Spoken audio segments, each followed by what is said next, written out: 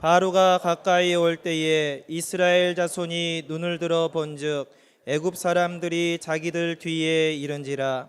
이스라엘 자손이 심히 두려워하여 야훼께 부르짖고 그들이 또 모세에게 이르되 애굽에 매장지가 없어서 당신이 우리를 이끌어내어 이 광야에서 죽게 하느냐. 어찌하여 당신이 우리를 애굽에서 이끌어내어 우리에게 이같이 하느냐. 우리가 애굽에서 당신에게 이른 말이 이것이 아니냐. 이르기를 우리를 내버려 두라. 우리가 애굽 사람을 섬길 것이라 하지 아니하더냐. 애굽 사람을 섬기는 것이 광야에서 죽는 것보다 낫겠노라. 모세가 백성에게 이르되 너희는 두려워하지 말고 가만히 서서 야훼께서 오늘 너희를 위하여 행하시는 구원을 보라. 너희가 오늘 본 애굽 사람을 영원히 다시 보지 아니하리라. 야훼께서 너희를 위하여 싸우시리니 너희는 가만히 있을지니라. 아멘. 오늘 말씀의 제목은 홍해 앞에서입니다. 우리가 주일 예배 때 계속해서 이제 출애굽기 말씀을 통해서 은혜를 나누고 있는데요. 이 출애굽기의 주제를 한마디로 하면 구원 그리고 그 이후라고 할 수 있습니다. 구원 그리고 그 이후. 하나님께서는 430년간 애굽에 종살이하던 이스라엘을 구원하셨습니다. 그들을 구원하시기 위해서 10가지 재앙을 내리셨죠. 그 마지막 재앙은 장자의 죽음이었습니다. 가축이든 사람이든 처음 난 모든 것들이 죽는 재앙이었죠. 하나님의 말씀을 따라 어린 양을 잡아 그 피를 좌우설주와 문인방에 바른 이스라엘의 집은 죽음의 사자가 지나갔습니다. 그날이 유월절이죠. 지나갔다 넘어갔다.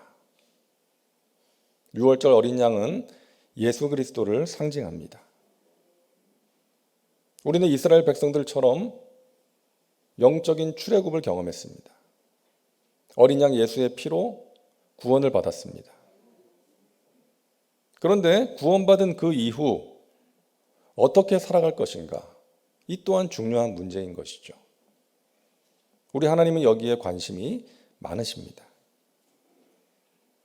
자, 구원받은 이스라엘 백성들 앞에 홍해가 나타납니다. 뒤에는 애국 군대가 맹렬하게 추격합니다. 절체절명의 위기 상황이죠. 그때 이스라엘 백성들이 어떻게 합니까? 오늘 10절 말씀을 제가 읽겠습니다. 이스라엘 자손이 심히 두려워하여 야훼께 부르짖고. 극도의 두려움으로 부르짖었다는 거예요. 여기서 부르짖음은 기도라기보다는 아우성이에요. 절규하는 것입니다. 그 다음에 11절 보세요. 그들이 또 모세에게 이르되 애굽에 매장지가 없어서 당신이 우리를 이끌어내어 이 광야에서 죽게 하느냐? 어찌하여 당신이 우리를 애굽에서 이끌어내어 우리에게 이같이 하느냐? 12절 우리가 애굽에서 당신에게 이른 말이 이것이 아니냐? 이르기를 우리를 내버려 두라. 우리가 애굽 사람을 섬길 것이라 하지 아니하더냐? 애굽 사람을 섬기는 것이 광야에서 죽는 것보다 낫겠노라. 원망과 부정적인 말을 쏟아내는 거예요. 여러분, 오늘날 많은 사람들이 인생의 홍해 앞에서 이스라엘 백성들처럼 반응합니다. 하나님의 은혜로 구원을 받았는데 얼마 못 가서 홍해와 같은 문제를 만나게 되는 것이죠. 그때 이스라엘 백성들처럼 두려워하며 절망합니다. 그리고 하나님을 원망하기도 하는 것이죠. 하나님이 왜 나에게 이런 일을 허락하시는가? 하나님이 홍해가 없는 길로 나를 인도하셔야 되는 것 아닌가? 홍해를 없애주셔야 되는 거 아닌가? 이런 생각을 하는 것이죠. 자, 여러분, 그런데 오늘 말씀을 우리가 보면서 알아야 될 것이 있습니다. 이스라엘 백성들이 어떻게 하다가 그냥 가다가 보니까 홍해를 만난 게 아니라는 거예요. 하나님께서 이스라엘 백성들을 홍해 앞에 세우신 것입니다. 구름 기둥과 불 기둥으로 홍해 앞으로 인도하신 거예요. 홍해가 없는 길로 인도하지 않으셨습니다. 홍해를 미리 갈라놓지 않으셨어요. 당신의 백성들로 하여금 홍해를 직면하게 하셨고 홍해를 건너가게 하셨습니다. 왜 그렇게 하셨을까요? 홍해를 통해서 그들이 체험해야 되는 귀한 은혜가 있었기 때문이에요. 홍해를 통해서 그들이 배워야 될 귀한 진리가 있었기 때문입니다. 여러분, 우리가 출애굽을 했지만, 구원을 받았지만 인생의 광야길을 걸어갈 때 홍해와 같은 문제와 고난을 만날 때가 있지 않습니까? 그 홍해는 우리 힘으로 건너갈 수 없는 장애물이에요. 하나님께서 홍해를 가르시고 건너가게 해주셔야 되는 것입니다. 그 하나님을 경험해야 돼요. 그 경험을 통해서 우리는 하나님을 알게 되고 구원받은 백성들이 어떻게 살아가야 되는지를 배우게 되고 우리의 믿음이 한 단계 성장할 수가 있는 것입니다. 그래서 하나님께서 때로는 우리를 홍해 앞에 세우시는 거예요. 자, 우리가 그 은혜를 체험하기 위해서 우리에게 필요한 것이 있다는 것이죠. 첫째로 홍해 앞에서 우리는 죽어야 합니다. 한번 따라 하실까요? 홍해 앞에서 죽어야 합니다. 죽어야 한다는 말이 여러 번 나올 텐데 여러분 기분 나빠하지 마시고 이 죽음의 의미가 뭔지 아시잖아요. 자, 두려움으로 아우성치는 백성들을 향해서 모세가 말합니다. 14절 우리 같이 읽겠습니다. 야훼께서 너희를 위하여 싸우시리니 너희는 가만히 있을지니라. 아멘. 이 말이 참 인상적이죠. 너희는 가만히 있을지니라. 하나님께서 너희를 위하여 싸우실 것이니 너희는 경거망동하지 말고 가만히 있으라는 거예요. 여러분, 가만히 있기 위해서는 어떻게 해야 됩니까? 죽어야 돼요. 우리가 살아있으면 절대로 가만히 있지 못합니다. 여러분, 잠잘 때 가만히 있나요? 가만히 안 있어요. 이리 뒤척 저리 뒤척 얼굴이 가려워서 긁기도 하고 우리가 살아있는 동안에는 절대로 가만히 있지 못합니다. 계속해서 움직이는 거예요. 가만히 있기 위해서는 죽어야 되는 거예요. 내가 죽어야 내 안에 예수님이 사십니다. 내가 죽어야 나를 통해서 하나님이 일하시는 거예요. 하늘의 밀알이 땅에 떨어져 죽을 때에 열매를 맺을 수가 있는 것입니다. 이 죽음의 의미를 가장 잘 아는 사람이 사도 바울 아니겠습니까? 갈라디아서 2장 20절을 우리 같이 읽겠습니다. 내가 그리스도와 함께 십자가에 못 박혔나니 그런즉 이제는 내가 사는 것이 아니요 오직 내 안에 그리스도께서 사시는 것이라. 아멘. 과거에 바울은 죽었다는 거예요. 예수 그리스도와 함께 십자가에 못 박혔다는 것입니다. 죄의 종으로 살던 내 힘과 의지와 노력으로 의롭게 된다고 생각했던 내 힘으로 뭔가를 해보겠다고 설치던 나는 죽었다는 것입니다. 예수 그리스도와 함께 십자가에 못 박혔다는 거예요. 여러분, 바울이 죽었기 때문에 하나님께서 그를 마음껏 사용하실 수가 있었던 것입니다. 자, 이스라엘 백성들이 홍해 앞에서 뭐라고 합니까? 여기서 죽느니 차라리 예전처럼 애굽 사람의 종으로 사는 것이 더 낫겠다라고 말을 하죠. 반대로 말해야 되는 거 아닙니까? 애굽 사람의 종이 되느니 차라리 여기서 죽는 것이 더 낫다. 하나님이 우리에게 자유를 주셨으니 더 이상 종의 먹이를 매지 말자. 이래야 되는 거 아니겠어요? 근데 예전처럼 다시금 종으로 애굽 사람을 섬기는 것이 더 낫겠다라고 말하는 거예요. 몸은 자유를 얻었지만 마음은 여전히 종인 것입니다. 여러분, 우리가 구원받고 하나님의 자녀가 되었는데 옛사람의 모습을 벗어버리지 못할 때가 있어요. 옛 습관을 가지고 여전히 옛 습관이 남아있고 혈기가 살아있고 세상을 사랑하고 자기 고집대로 사는 거예요. 그것이 죽어야 됩니다. 그 옛사람이 죽어야 돼요. 모세는 40년 동안 광야 생활을 통해서 옛사람이 죽었기 때문에 쓰임받을 수가 있었던 것입니다. 자기가 잘난 줄 알았던, 그리고 자기가 가진 힘을 이용해서 사람을 죽였던 그 옛사람, 옛 성질이 죽었기 때문에 가장 온유한 사람이 될 수가 있었고 하나님 맡기신 사명을 감당할 수가 있었던 것이죠. 여러분, 우리의 자아가 죽어야 됩니다. 이 자아가 죽지 않으면 내 생각대로 내 마음대로 살아가는 거예요. 여러분, 사사기 말씀의 마지막 말씀이 무엇입니까? 그때에 이스라엘의 왕이 없으므로 사람이 각각 자기의 소견에 옳은 대로 행하였더라. 이것이 사사기의 결론 아닙니까? 사람들이 각각 자기의 소견에 옳은 대로 행하였기 때문에 문제가 많았고 암울했던 시대가 사사시대였어요. 여러분, 가만히 보세요. 가정이든 교회든 문제가 생기는 원인이 무엇입니까? 자기 소견에 옳은 대로 행하기 때문입니다. 모든 일을 나 중심으로 생각하고 내가 옳다고 주장하기 때문에 문제가 생기는 거 아니겠어요? 예수님께서 우리의 삶 가운데 역사하시기 위해서는 여러분, 반드시 우리 자아의 문제가 해결되어야 합니다. 자아가 십자가에 못 박혀야 됩니다. 내가 주인이 아니라 예수님이 주인이 되어야 되는 거예요. 이것이 구원 그 이후에 우리에게 꼭 필요한 것입니다.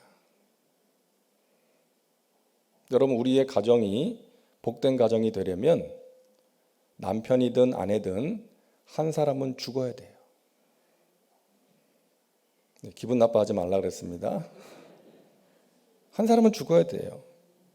교회에 와서 주님, 내 남편 좀 구원해 주세요. 내 남편 좀 만나 주세요라고 기도를 하면서 집에 가서 그냥 바가지는 있는 대로 다 긁고 성질이 있는 대로 다 내면 남편이 그런 아내의 모습만 보지 그 안에 있는 예수님은 볼 수가 없는 것이죠. 죽어야 됩니다.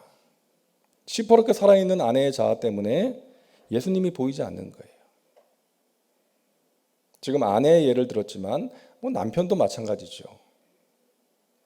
그런데 죽으면 예수님께서 역사하시는 거예요. 어느 집사님의 남편이 예수님을 믿지 않았습니다. 그냥 믿지 않는 정도가 아니라 믿는 아내를 박해했어요. 상처 주는 말과 행동을 했습니다. 그래도 이 집사님은 남편에게 한 번도 언성을 높인 적이 없었대요. 남편과 함께 교회를 가는 것이 소원이었습니다. 그래서 하나님께 기도했죠. 어느 날 기도를 하는데 성령님이 주신 감동에 따라서 남편의 신발을 가지고 교회에 가서 기도합니다. 하나님, 이 신발 주인은 오지 않았지만 신발은 왔습니다. 이 신발 주인도 예수 믿고 교회 나오게 해주세요. 드디어 하나님의 때가 왔어요. 남편이 나갔다 집에 들어왔는데 아내가 없어요. 또 교회 갔구나. 화가 나가지고 교회로 갔습니다. 교회에서 기도회 중이었어요. 뒤에서 가만히 보는데 저기 아내가 있는 거예요. 아내의 뒷모습을 가만히 보게 되었는데 아내가 고개를 숙이고 몸을 이렇게 조금씩 흔들면서 기도를 하는데 그 뒷모습이 그렇게 불쌍해 보이더래요. 가까이 다가가서 봤더니 자기 신발을 끌어안고 기도를 하고 있는 거예요. 자기 신발에다가 눈물을 뚝뚝 떨어뜨리면서 간절하게 기도를 하고 있는 거예요. 그 모습을 보는 순간 내가 나쁜 놈이구나. 내가 몹쓸 짓을 그동안 많이 했구나. 이 사실을 깨닫게 됐다는 거예요. 하나님이 그분의 마음을 만지신 거죠. 그리고 아내의 소원대로, 아내의 기도대로 그 주일부터 함께 교회를 가게 되었다는 것입니다. 사랑하는 여러분, 우리가 죽어야 하나님께서 역사하십니다. 시퍼렇게 살아있는 내 자아가 성령님에 의해서 통제를 받는 것, 내 말과 행동이 성령님의 지배를 받는 것, 이것이 성령 충만입니다. 나는 날마다 죽노라. 이 바울의 고백이 저와 여러분의 고백이 될 수 있기를 바랍니다. 살아서 꿈틀거리는 내 자, 내 정욕과 욕심, 혈기, 분노, 날마다 십자가에 못 박음으로써 나는 죽고 예수님이 살아서 역사하시는 그 은혜를 꼭 체험하시기를 주님의 이름으로 축원합니다. 둘째로 우리는 홍해 앞에서 믿어야 됩니다. 따라하세요. 홍해 앞에서 믿어야 합니다. 자, 보세요. 모세랑 이스라엘 백성들이랑 똑같이 홍해 앞에 섰는데 반응은 완전히 달랐습니다. 백성들은 심히 두려워하면서 원망과 불평을 쏟아내는데 모세는 담대하게 믿음으로 선포하죠. 자, 13절 말씀을 우리 같이 읽겠습니다. 모세가 백성에게 이르되 너희는 두려워하지 말고 가만히 서서 야훼께서 오늘 너희를 위하여 행하시는 구원을 보라. 너희가 오늘 본 애굽 사람을 영원히 다시 보지 아니하리라. 아멘. 놀라운 믿음이죠. 어떻게 모세가 이런 믿음의 선포를 할 수 있었을까요? 하나님의 말씀을 들었기 때문입니다. 14장 4절을 제가 읽겠습니다. 내가 바로의 마음을 완악하게 한즉 바로가 그들의 뒤를 따르리니 내가 그와 그의 온 군대로 말미암아 영광을 얻어 애굽 사람들이 나를 야훼인 줄 알게 하리라. 하나님께서 모세에게 말씀하신 거예요. 바로가 뒤따라 올 것과 또 이스라엘 백성들을 그 바로의 손에서 하나님께서 구원하셔서 하나님의 영광을 나타낼 것이다. 이 말씀을 들었기 때문에 모세가 담대할 수가 있었던 것이죠. 여러분, 이처럼 하나님이 주시는 말씀은 우리의 마음에서 두려움을 물리치고 믿음을 더해 주는 것입니다. 평안을 가져다 주는 거예요. 사도 바울이 복음을 전하다가 붙잡혀서 로마로 압송되는데 배를 타고 가다가 유라굴로 광풍을 만나게 되죠. 오랫동안 뱃일을 했던 뱃사람들도 포기했습니다. 이제 우리는 죽었다. 그때 바울이 말하는 거예요. 여러분 안심하시오. 배는 상할지 몰라도 이 배에 탄 사람 한 사람도 목숨을 잃지 않을 것입니다. 여러분, 바울도 풍랑 속에서 얼마나 힘들었겠어요. 근데 어떻게 이렇게 담대한 선포를 할 수가 있습니까? 어젯밤에 하나님이 나에게 말씀하셨어. 나는 그 말씀대로 될 것을 믿습니다. 하나님이 주신 말씀이 있었기 때문에 바울은 폭풍 속에서도 담대할 수가 있었던 것입니다. 우리가 참된 믿음이 무엇인지를 알기 위해서 참된 믿음이 아닌 것을 아는 것이 필요합니다. 믿음이 아닌 것. 첫째, 자기 확신. 내가 뭐든지 할 수 있다고 믿는 거예요. 자기를 믿는 거. 그 믿음이 아닙니다. 열심히 노력하면 뭐든지 할 수 있어. 나는 뭐든지 할 수 있어. 내 사전에 불가능은 없어.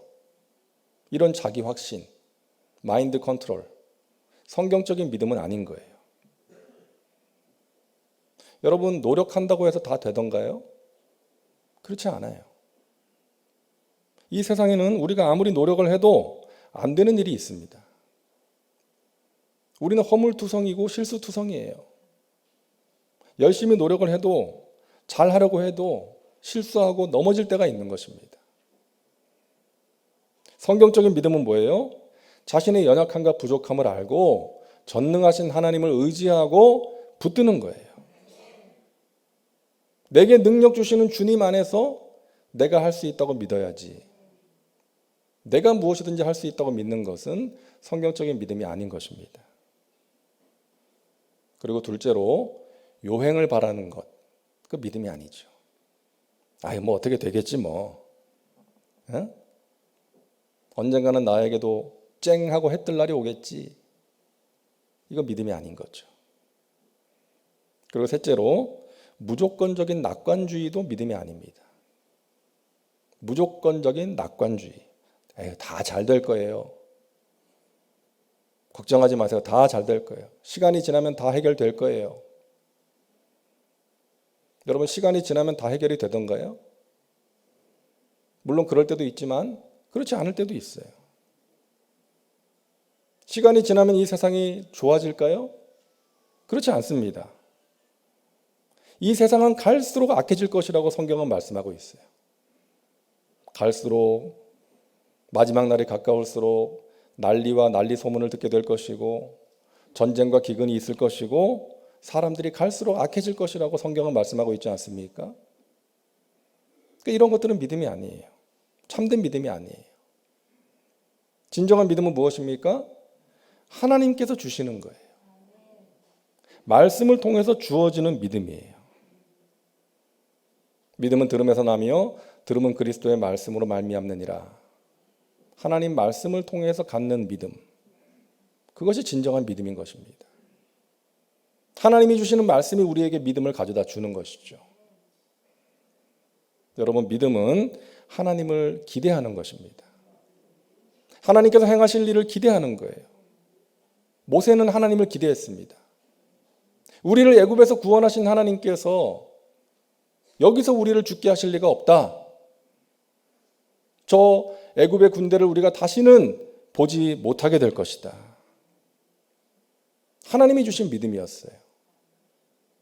하나님이 주신 말씀을 통해서 또 그동안 하나님께서 행하셨던 그 역사들을 통해서 모세에게 믿음을 주신 것입니다. 여러분 기억하세요. 믿음은 우리 스스로 만들어낼 수 있는 것이 아니라 하나님이 주시는 거예요. 우리 자신과 상황을 바라보면 믿음이 생기지 않습니다. 이 세상을 보면 믿음이 생기지 않아요. 그러나 하나님을 바라보고 믿음의 주여 온전케 하시는 예수님을 바라보고 말씀을 듣고 기도에 힘쓰면 하나님께서 연약한 우리의 믿음을 굳게 세워주실 줄로 믿습니다. 오늘 이 시간 그 하나님이 주시는 믿음의 회복이 우리 가운데 있기를 간절히 소망합니다. 결국 하나님은 홍해를 가르셔서 마른 땅을 밟고 건너가게 하셨어요. 뒤따라오던 애굽의 군대를 멸절시키셨습니다. 이스라엘 백성들이 상상하지 못했던 일이 벌어진 거예요. 이스라엘 백성들이 원했던 것은 뭐예요? 홍해가 없는 것을 원했어요. 하지만 하나님은 홍해를 통해서 하나님의 살아계심을 보여주시고 하나님의 영광을 나타내신 것입니다.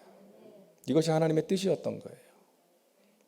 사랑하는 여러분, 인생의 홍해 앞에서 하나님을 믿음으로 바라보시기를 바랍니다. 하나님을 기대하시기를 바랍니다. 살아계신 하나님, 전능하신 하나님께서 행하실 그 일들을 기대하시기 바랍니다. 소망 중에 즐거워하시고 환난 중에 인내하시고 기도에 항상 힘쓰며 살아가시기를 바랍니다. 셋째로 홍해 앞에서 우리는 순종해야 합니다. 따라합니다. 홍해 앞에서 순종해야 합니다. 오늘 본문을 보면 흥미로운 말씀이 있죠. 15절입니다. 제가 읽을게요. 야훼께서 모세에게 이르시되 너는 어찌하여 내게 부르짖느냐. 하나님께서 어찌하여 내게 부르짖느냐라고 말씀하세요. 그리고 15절과 16절을 우리 같이 읽겠습니다. 이스라엘 자손에게 명령하여 앞으로 나아가게 하고 지팡이를 들고 손을 바다 위로 내밀어 그것이 갈라지게 하라. 이스라엘 자손이 바다 가운데서 마른 땅으로 행하리라. 아멘. 자, 순서를 보세요. 먼저 이스라엘 자손에게 명령하여 앞으로 나가게 하라. 그리고 나서 지팡이를 들고 손을 바다 위로 내밀어 갈라지게 하라고 말씀하셨어요. 여러분, 바다가 갈라진 다음에 행진을 한 것이 아니라 행진을 시작한 후에 바다가 갈라진 거예요.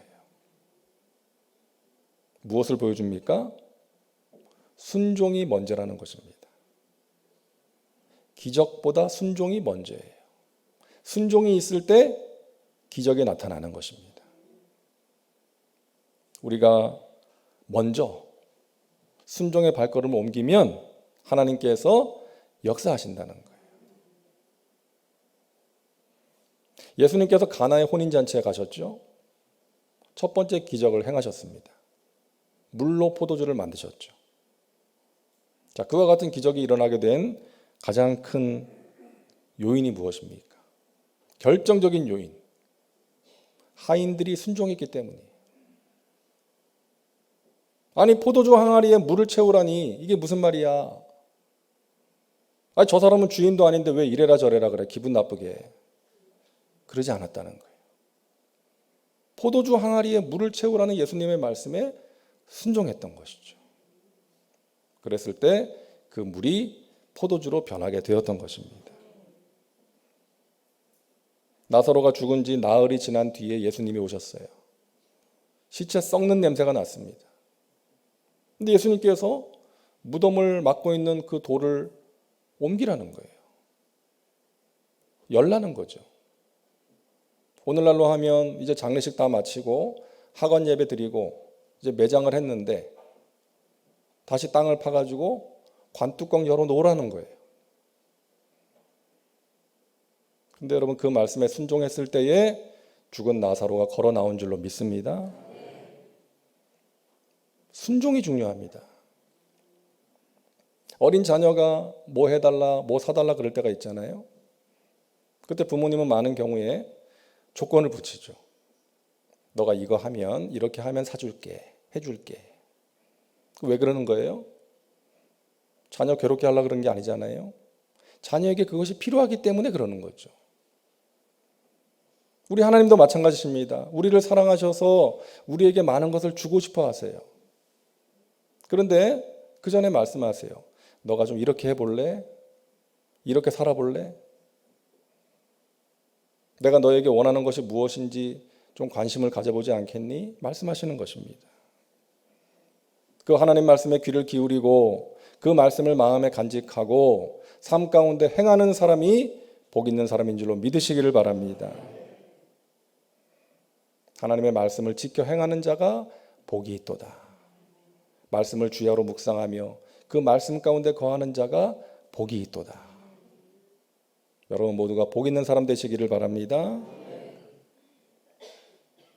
미국의 뉴욕과 시카고에 가면 초고층 빌딩이 많다고 합니다. 제가 아직 못 가봐가지고요.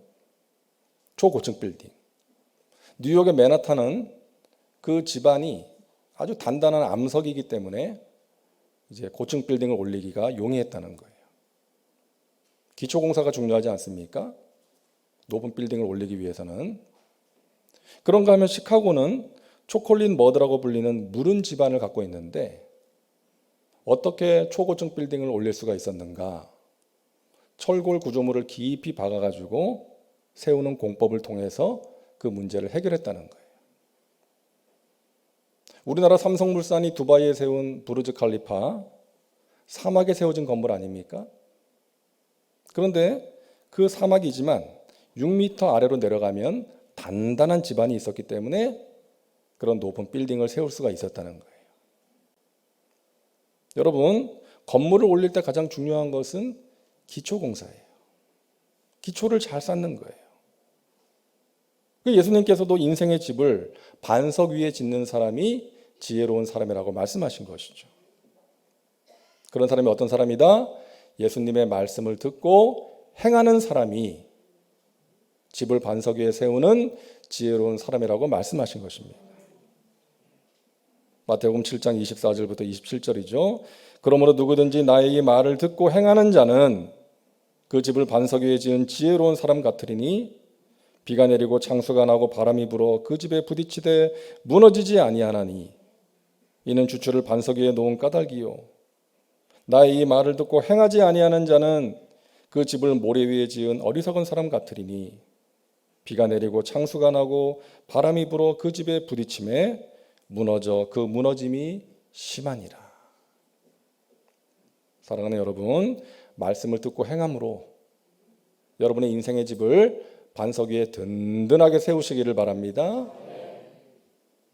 그리고 기도하세요. 하나님, 우리의 자녀가 하나님의 말씀을 들을 수 있게 하시고 행하게 하셔서 그 인생의 집을 반석 위에 세우는 지혜로운 삶을 살게 하여 주시옵소서.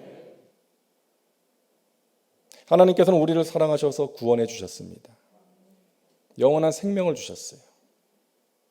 그런데 그리고 그 생명을 단지 그냥 유지하면서 살아가는 것이 아니라 능력 있는 삶, 복된 삶을 살아가기를 원하시는 것입니다.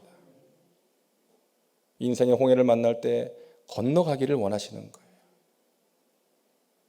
여러분 오늘 말씀을 기억하시고 나는 죽고 예수로 사는 삶, 믿음과 순종의 삶을 통해서 우리 인생의 홍해를 가르시고 축복의 땅으로 인도하시는 하나님의 은혜를 경험하며 살아가시기를 주님의 이름으로 축원합니다. 기도합니다. 좋으신 하나님, 독생자의 피로, 어린 양 예수의 피로 우리의 죄를 사해 주시고 영원한 생명 주신 것 감사합니다. 하나님의 품 안에서 하나님이 주시는 좋은 것들을 누리고 나누며 살게 하시니 감사합니다. 인생의 홍해 앞에서 우리가 죽게 하여 주옵소서. 옛사람이 죽게 하시고 시퍼렇게 살아 움직이는 내 자아가 죽게 하여 주시어서 하나님의 선하신 뜻이 내 삶 가운데 이루어지게 하시고 우리의 가정 가운데 또 주님의 몸된 교회 가운데 이루어지게 하여 주시옵소서. 우리에게 믿음을 주시고 그 믿음으로 순종하게 하셔서 우리 인생의 홍해를 가르시고 축복의 땅으로 인도하시는 그 하나님의 은혜를 경험하며 살게 하여 주시옵소서. 예수님의 이름으로 기도하옵나이다. 아멘.